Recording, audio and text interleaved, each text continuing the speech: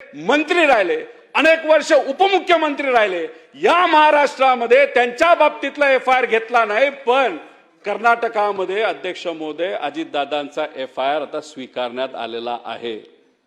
अध्यक्ष महोदय, हा झिरो FIR च्या अंतर्गत हा स्वीकारलेला FIR मी तुमच्या समोर आणतो।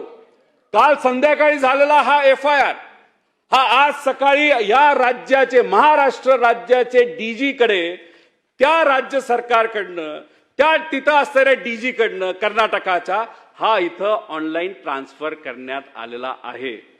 आता DGनी ठरवायचं, होम मिनिस्टरनी ठरवायचं या FIR चं करायचं काय। अध्यक्ष महोदय, हा असाच तुम्ही अडखळीत ठेवायचा का तो स्वीकारायचा?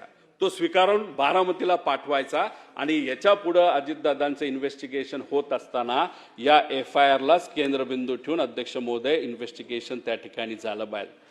ठीक आहे, कर्नाटक आपल्या देशामध्ये येतो, एक आपलं राज्य आहे, या देशातलं राज्य आहे, आपण भारतीय आहोत। त्यांनी अजितदादांना न्याय देण्याचा प्रयत्न अध्यक्ष महोदय त्या ठिकाणी केला।